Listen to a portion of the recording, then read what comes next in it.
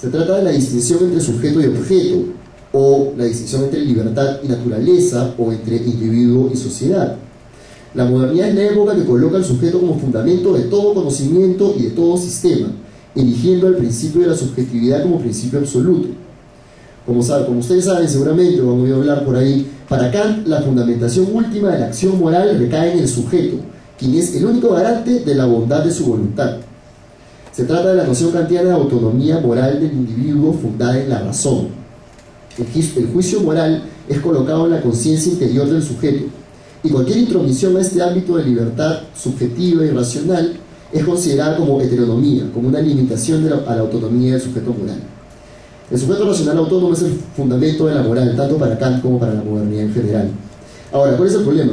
El problema es que el sujeto moderno, el sujeto kantiano, es un sujeto humano completamente desvinculado, completamente aislado de la naturaleza, es un sujeto entendido como pura razón. Ya Descartes afirma en sus meditaciones que él no es su cuerpo, él no es naturaleza, él es la certeza de su propio pensamiento. Recordemos que Kant también, para proteger la libertad del hombre, efectúa una separación radical entre el hombre racional y libre, lo que él llamaba el sujeto trascendental, y la naturaleza, por otro lado, entendida como un mecanismo ciego y carente de libertad.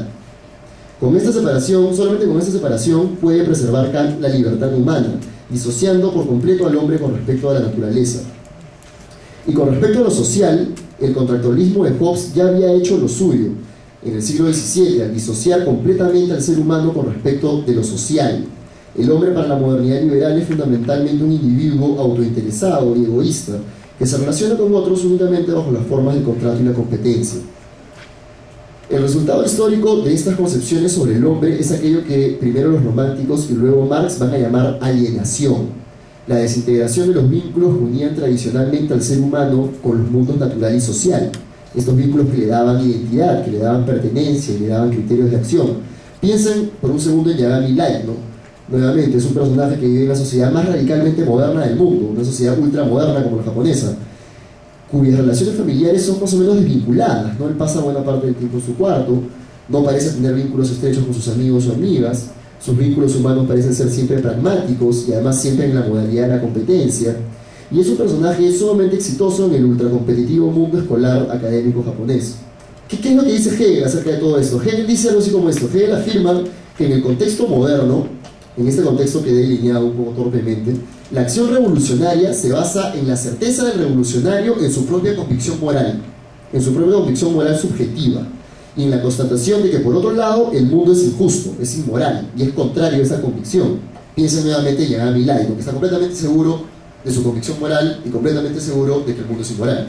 La oposición entre razón humana y mundo se manifiesta en la decisión por parte del revolucionario de llevar a la práctica su convicción subjetiva mediante la revolución o la rebeldía.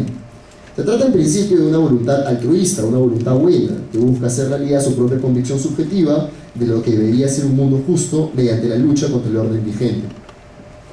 Ahora, ¿qué ocurre cuando esa convicción subjetiva tiene algo de éxito y llega a subvertir, llega a cambiar el orden establecido? Aquí la acción individual moderna revela su naturaleza paradójica, dice Hegel, pues al hacerse realidad en el mundo, y acá está la paradoja, la acción individual al hacerse realidad en el mundo, o la convicción individual, mejor dicho, al hacerse realidad en el mundo, se convierte en ese orden establecido, contra el cual se había rebelado. La convicción subjetiva pasa a ser real, pasa a ser orden imperante objetivo. ¿Qué consecuencias se derivan de esto? La contradicción se manifiesta rápidamente en la acción del revolucionario más o menos exitoso, que proyecta la propia contradicción de su acción en la creencia de que todo aquel que se opone a su convicción es enemigo de la revolución, o del pueblo, o de la patria, o del hombre nuevo, o de lo que sea. O, como diría Light, todo el que se me opone es malvado. Este absolutismo moral, de carácter narcisista, violento, intolerante, tiene su origen en la ya mencionada fundamentación subjetiva de la moral moderna. El individuo y su razón son el criterio último de la moral. Como señala el profesor de la Católica, Miguel Yusti, esto genera en la lógica del revolucionario una consideración contradictoria, tanto acerca de la convicción subjetiva como acerca de la realidad. La realidad es mala e injusta y debe ser destruida mediante la revolución.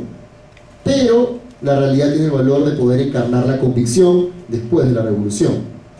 Por otro lado, la convicción debe ser puesta en práctica y convertida en realidad mediante la revolución. pero también hay que anular la convicción subjetiva, pues solo tiene valor en cuanto a orden vigente, después de la revolución. He ahí la lógica contradictoria que le da sentido a la acción de un revolucionario como Yagami Light. El imperativo de asesinar a todo aquel ser humano real que se oponga o amenace el despliegue de la convicción justiciera. Hay que asesinar a todo el que se oponga. Hay que matarlos a todos, es la manera más visceral de decirlo. Para concluir, la convicción moral subjetiva propia de la modernidad tiene una estructura contradictoria, producto de su oposición frente al mundo objetivo. Para la modernidad, el orden moral es racional y subjetivo, por lo tanto no puede hacerse mundo sin desvirtuarse o pervertirse. La subjetividad, confiada en su propia razón, entra así en una infatuación narcisista frente a sus propias posibilidades de juicio moral. Las consecuencias de esta lógica las hemos visto en gobiernos totalitarios a través del mundo moderno. El profesor Rashid Rabi es licenciado en Filosofía por la Pontificia Universidad Católica del Perú. Es docente de cursos de Filosofía en el Instituto Superior de Estudios Teológicos Juan 23 y en la Universidad Antonio Ruiz de Montoya. Además se desempeña como responsable del área de bienestar universitario en la Universidad Antonio Ruiz de Montoya. Ha sido miembro del jurado del segundo concurso nacional de historietas organizado por la Facultad de Ciencias y Artes de la Comunicación de la Universidad Católica en el año 2005 y ha colaborado en publicaciones locales con artículos sobre historieta contemporánea. Bueno.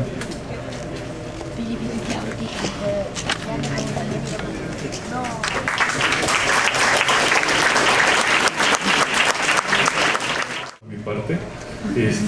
Aprovecho para saludarlos a todos, buenas noches a todos y todas, y agradecer a Shimbunka Yugo por la iniciativa que están teniendo. No voy a insistir en lo que han señalado tanto Daniel como Danilo, como la misma motivación, ¿no?, que tiene Shimbunka Yugo Club, la vinculación, creo que entre lo académico y las manifestaciones culturales, desde la música, la animación japonesa, en fin, la historieta. Simplemente es como la división que tenemos acá, es ficticia, ¿no? Es ficticia, ya cada uno de nosotros está involucrado en eso y eso nos dice algo. Y desde ese momento en que nos está diciendo algo, ya se está produciendo algo en nosotros. Y creo que eso es lo importante rescatar y valorar.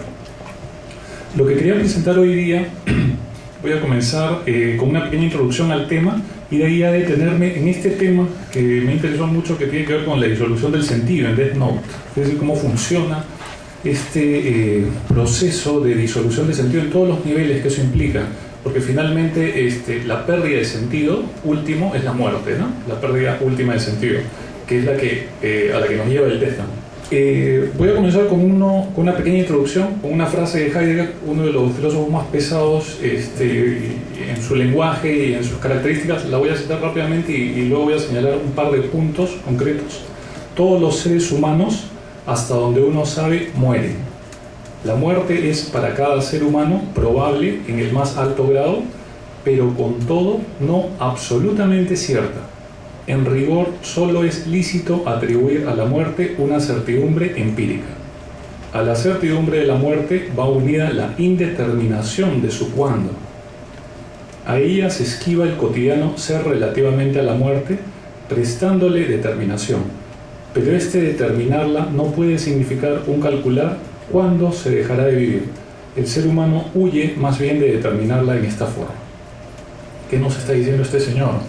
Bueno, el pasaje tiene que ver con nuestra propia experiencia cotidiana de la muerte. Es decir, nadie vive su muerte. O sea, ninguno de nosotros va a vivir su muerte, ¿no? Ya vamos a estar muertos cuando eso ocurra, ¿no? Pero tenemos este saber de que la muerte va a ocurrir a través de los demás. Todos tenemos a alguien que ya ha muerto, ¿no? Y es allí donde tenemos ese grado de certeza, de seguridad absoluta de que eso va a ocurrir tarde o temprano. Y por eso, como señalé, nadie vive su muerte, ¿no? Hay la seguridad de la experiencia de aquellas personas que hemos visto hoy a partir, ¿no? Por eso somos seres, como dice la frase, relativamente para la muerte, porque sabemos que vamos a morir, pero no sabemos cuándo, ¿no? Esto puede ocurrir en el momento menos pensado y nos aterra siquiera que nos hablen al respecto. Si alguien viniera y nos dijera la fecha en que vamos a morir, ¿nos gustaría saberlo? Probablemente dudaríamos, no nos taparíamos los oídos, en fin, ¿no? Le diríamos cuéntame otra cosa, ¿no? Entonces, pensemos en el proceso simplemente que supone darle la noticia a una persona de su pariente que va a vivir solo unas semanas o unos días más, o que nos digan a nosotros esa noticia, ¿no? Death Note nos abre a la posibilidad de qué sucedería si encontramos una forma para saber cuándo vamos a morir, y no solo cuándo vamos a morir, sino hacer posible que este proceso ocurra.